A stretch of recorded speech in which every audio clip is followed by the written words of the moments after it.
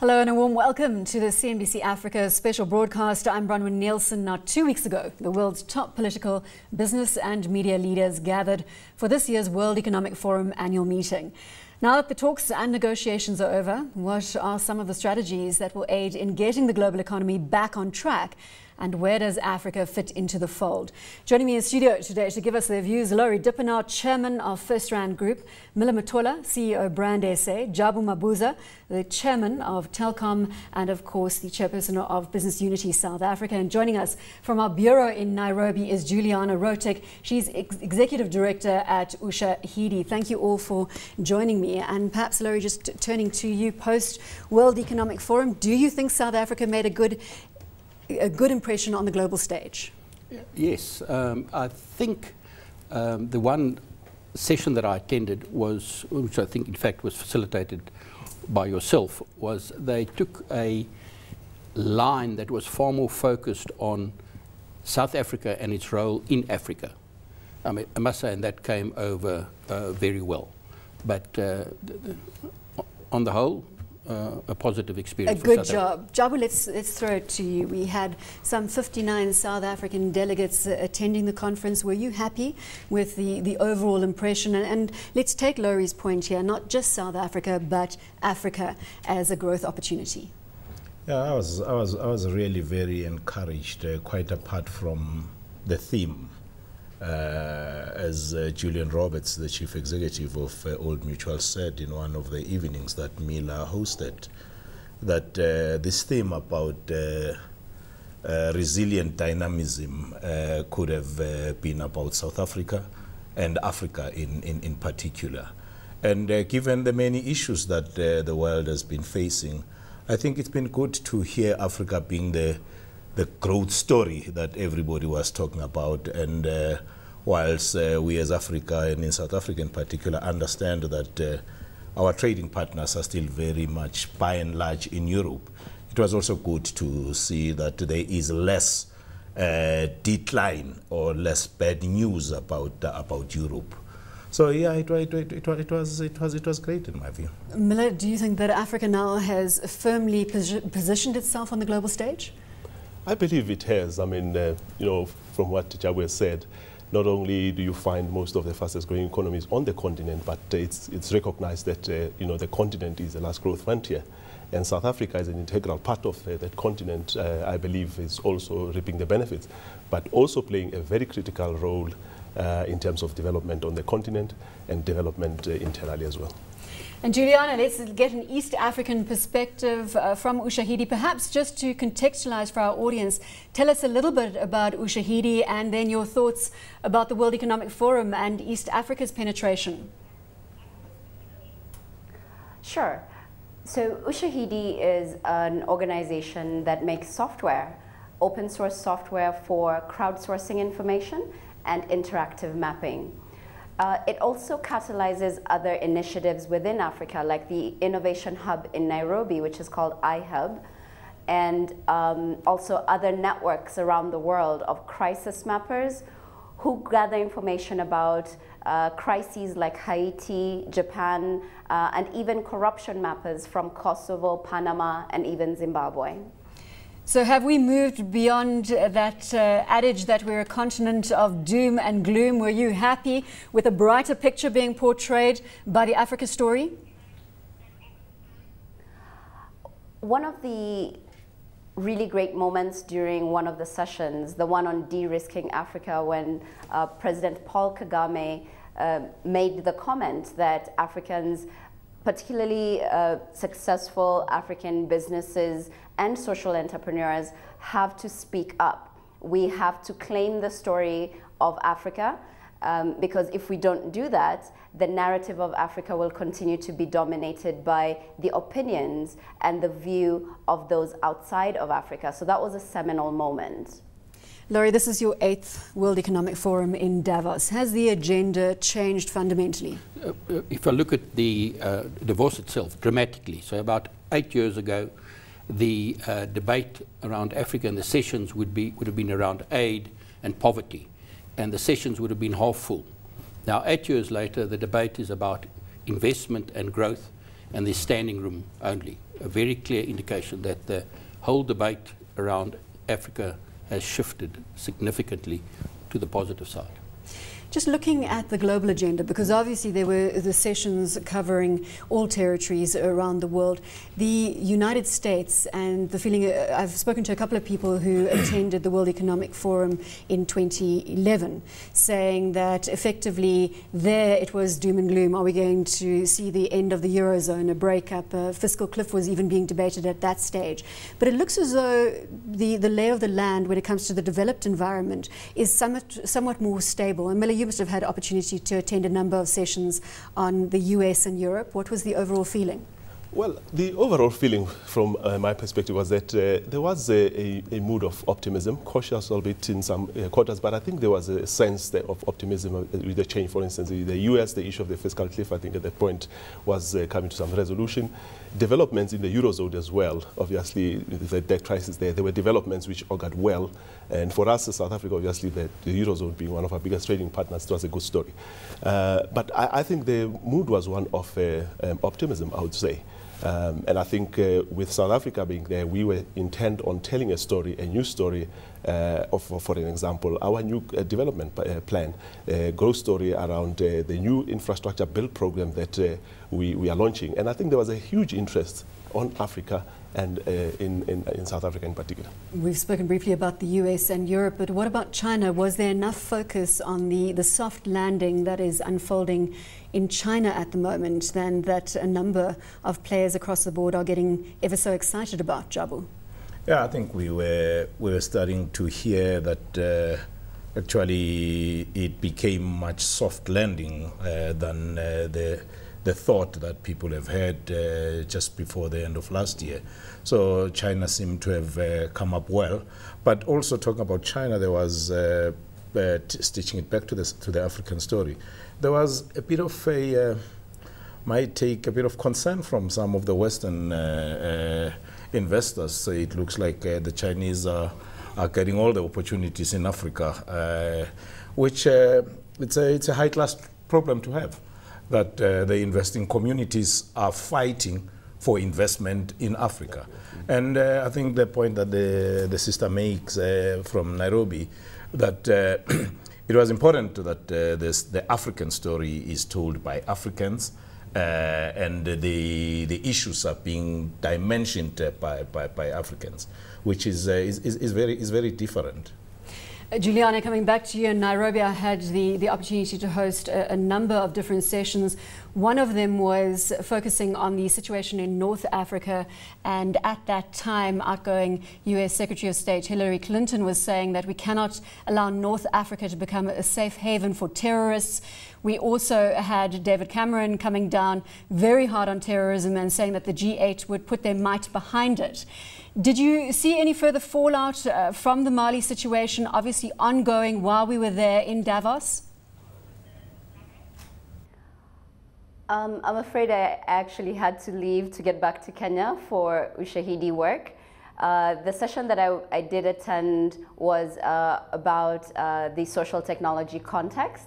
So I'd be happy to talk about that, but I did not see any fallout from that conversation. Did you pick it up in the hallway that Mali was an agenda topic because it was unfolding while we were there? Okay, let me first put something into context. There are 260 sessions at Davos. So if you are able to attend 10%, there are about 50 functions in the evening. Okay, I'm not even counting the functions. I'm not even counting the payment. I'm just counting formal sessions. So there are 260. If you only do attending sessions and you get to 10% of that, which is 26, then you've done well. So in sympathy to your panelists, it depends upon what you've picked as a topic. I think generally as a theme, Laurie, it's not necessarily about attending that session. What it is about, it was one of the negative news flow reports that was hitting the global news agenda while we were there. Certainly a lot of the focus from the de-risking debate that I hosted that you did attend, yes, they picked up, the international news picked up the Mali discussion from President Jonathan and broadcast that globally. So that's really what I'm inferring. Maybe you gentlemen didn't pick it up in the hallways. I'm asking now, was the sentiment there or not? Or in the bigger scheme of things, was Mali a non-event? Again, I made reference to the fact that we did have David Cameron talking about it extensively, and we had those newspaper reports with US Secretary of State Hillary Clinton saying at that time that Mali was a danger zone. I think just one point. Remember, the Africa debate is this is happening well to the north. So, you know, you can't write off a continent because of a particular geographic area. You know, it's the same as something happening at some point in South America. You can't write off the whole continent that way. So it was at the debate that you mentioned, de-risking Africa, it was mentioned, I thought, just in passing, my personal opinion, yes, as slightly increasing the risk in that region. Absolutely. And we don't want to give it too much attention. This is not a negative story. No. I think the global stage, Africa has been accepted onto that global stage. We've spoken about sterling growth rates. We're looking at about 5.5% according to the African Development Bank for 2013 growth rates. It's just really, again, focusing on different nuances. So that's what we're here to discuss today. What is the overriding positive sentiment with regard, Jabu, to Africa's story? Look, I think firstly, looking at it from the South African perspective, there's been a recognition that the 5 regions of the continent, 3 of those, SADC, ECOWAS and COMESA, are a big market. And South Africa is not only coordinating that effort at the African Union on infrastructure. In South Africa is already doing something with our own infrastructure rollout. And listening to some of your panelists in the de-risking debate, the issue of infrastructure was one that was a big issue. And I think it was very pleasant to hear Africans saying, we're on the money, this is what we're working on. That to me was something to take home, to say we are doing something that has identified what is the real problem that is a factor in attracting investment. Laurie, again, soft infrastructure, and Miller, please feel free to comment as well. It was a big focus. Yes, I think what was a little bit worrying is that given the high growth rate that Africa is showing, that this infrastructure backlog is increasing, not decreasing. So in other words, the pace of growth of economic activity is outstripping the pace of growth of infrastructure, which is, of course, perfectly understandable. It's the same thing, I think, is happening to a large degree in India. The exception, of course, is China, which they've just, I mean, the rate at which they invest is almost unreal. Okay, so they don't have that problem. But certainly many other rapidly growing emerging markets have exactly the same problem. Growth is outstripping infrastructure development, and of course, at some other stage, it's a bit of a handbrake on growth. Mm. Do you think we're going to see execution? Because again, and this is just that old criticism, you don't want these forums to be just talk shops, you want execution. Do you think that this has mobilized players across the African regions to executing fundamentally on the infrastructure, the dearth of infrastructure? I think, look, if you looked at 2 years or so at WEF, what you would find was, Africans trying to justify why there was a growth story. You talk about the rising incomes, middle class and all the developments. That was not really the issue this time. This time around there's a keen interest in understanding how Africa and so many economies on the continent were resilient. And for us, I think in particular, it was in fact opportune that we could talk about investments that we are putting in the ground to ensure our future growth. And I think that is what captured the attention of a lot of people. Now, if you're talking about, for example, the regional free trade area that Jabu was talking about, that is of huge interest to investors because that increases, for instance, the market to about 600 million people, that all 26 countries creating combined GDP for about 1.1 trillion US dollars. That's of interest to any investor, and that's the story that Africans were telling. Did we get a consistent theme from, let's focus on South Africa before we go to Africa, from the delegates that attended? There was a lot of networking that happened. Brand South Africa hosted a number of functions. Did you feel a consistent message coming through, Jabu? I haven't been to many WEF functions in Davos, but the few that I've been to, compared to this last one, The messaging from South Africans was single, and we were all facing the same direction, not only like you being scripted, even the body language. We were really had our chest up, and our chins were very up, but being very at one about the message from the country. So I really came back with a very big sense of excitement that we really gave it to them. Juliana, let's get your opinion here. Miller, I've got you in the corner of my eye. You can interject just directly after Juliana. Just some more thoughts from your side, Juliana? Sure. I think there were some gaps, particularly around discussion about youth unemployment and particularly entrepreneurship and the role of technology. There was a very good question by Ashish Thakkar from who has presence in 19 African countries, and he said, what are the African heads of state going to do about the problem of unemployment? So that was a bit of a gap in my opinion, and the role of technology, particularly the role of big data and the new digital economy that is emerging, was not discussed as much as I would have preferred. This is because more and more people are using mobile devices. There are more mobile devices than PCs, and that is going to be the platform for growth and of entrepreneurship, particularly in the tech field. But that was not really discussed. Miller, sorry, Juliana, I'm going to come back to you in a second. Miller just wanted to make a point on the previous note. No, I was just saying, you know, the cohesiveness in terms of the message taken by Africans and African leaders to Davos was reflected not only in the debates between the presidents of, for instance, Rwanda, our own president Jacob Zuma, but also in the discourse between business and government. And Jabu is being very modest here, saying that, for instance, the meeting with government and business this past Sunday really is something that also was agreed upon in the South African briefing. And so I think if you ask the question, was it more a talk shop than any action? I think there was more action than talk.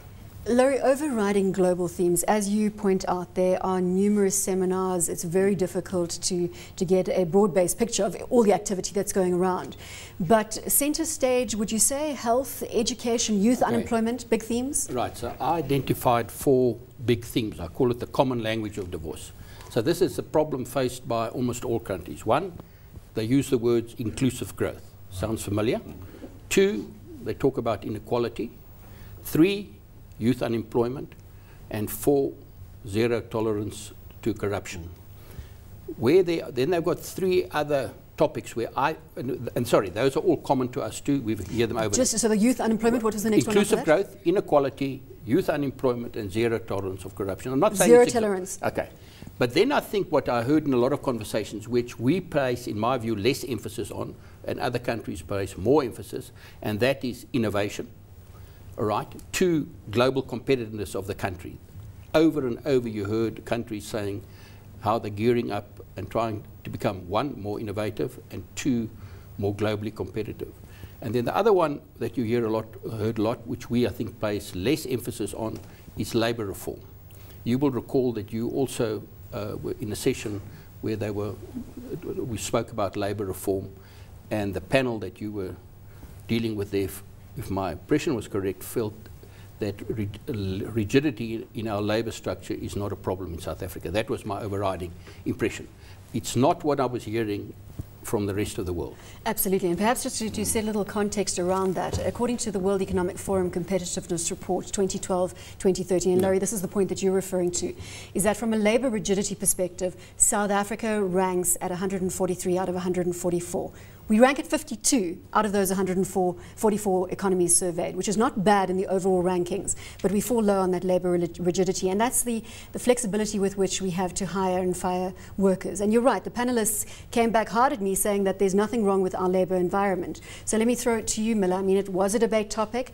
Have you got any thoughts? Well, it didn't come across as much in terms of the sessions that I attended or even the ones that we hosted. But I think the critical issue for us is that if you look at those indices and compare us to some of the emerging economies, we are doing very well in some of those that obviously are critical for investors, whether it's our capital markets, banking system, our regulation of our stock exchanges, all those we are doing very well. If you look at areas of vulnerability, which is maybe issues such as labor, health, etc., those are issues that we were able to say we have a plan, we have a vision to address those. For example, the National Development Plan seeks to address those vulnerabilities and the societal imbalances that we recognize. And those societal imbalances, going back to Laurie's point, and obviously Miller adding to them, is that youth unemployment, inequality were, again, overriding themes. This is not just an African story. This is a story that globally we have got to deal with to further the global agenda, Jabu.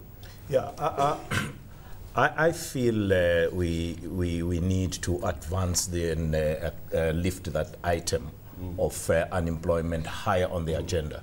When you just think about on the global agenda. Yeah, on the global agenda, it is a reality. I mean, we were listening. I attended one of the sessions where they use a term that about 10 years ago we decided we're going to ban in South Africa, lost generation. That theme was lost generation, what was apparent at that session was the very issues we're dealing with here at home. One of the panelists, who's also a senior director of World Economic Forum from Publicist, was raising these issues of rigidity and the cost of labor at lower levels. But what I found missing was we could have done more. We should talk a little bit more about this subject. Last year, you had people blocking Wall Street. You had people in Davos themselves being subjected to some protest actions on jobs. We hear countries like Greece in Europe have got about 57% unemployment rates. So it is a big issue, and the unfortunate part of those unemployed, upwards of 60% are the youth. So I think through CNPC Africa, when WEF comes to Cape Town, I think we need to try and bring the issue of unemployment top on the agenda. It's top at the Cabinet Lekgotla today in South Africa. It was at the NEC Lekgotla. So it is a ticking time bomb that we need not only to talk about, to come with creative ideas to deal with. I think you've hit a chord with Laurie as well on this. So I attended the same session. Okay, now I was hoping, that was on the lost generation, that, I mean, all these clever people gathered in the room, I'm going to find the silver bullet for youth unemployment. Okay, you heard from, there is no silver bullet. They did identify what they call the elephants in the room. We've got the same elephants in our room, which is low growth, simply destroys jobs and certainly does not create jobs. And then the other elephant in the room is the question of insiders and outsiders. So, and you get insiders because of union activity. So we're seeing it now. The government is pushing for the wage subsidy for youth, okay? And the union is giving severe pushback, okay? So they identified in Davos the question of insiders wanting to maintain the status quo and keeping out outsiders. No, so I just want to say the point there was no different. And then I tried to summarize that session. I know what is it that they are relying on, and it wasn't anything new. Growth, growth, growth to create jobs, and then the only other one was innovation, innovation, innovation. Okay, and then they referred to something called a youth guarantee.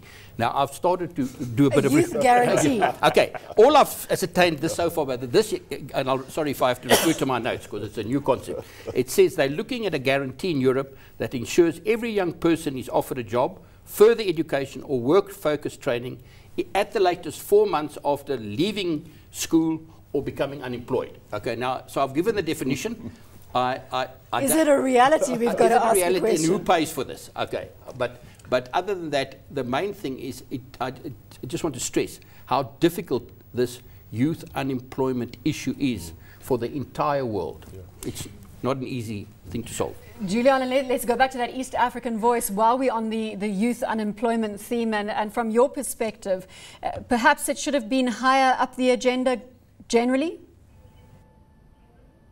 Absolutely. And I think if you look at youth unemployment, also in the context of how technology can help to empower the young generation, because the young generation is very connected, very mobile, and very, very aware of the trends around the world. The question is, talent is universal, but opportunity is not. So the question is, what are the opportunities that are being afforded to the young people, particularly in technology? Because I think with technology, you can create a startup that then grows to employ other people. We've seen that with Ushahidi, or you can create a community of open source technologists who then inspire others to do other things.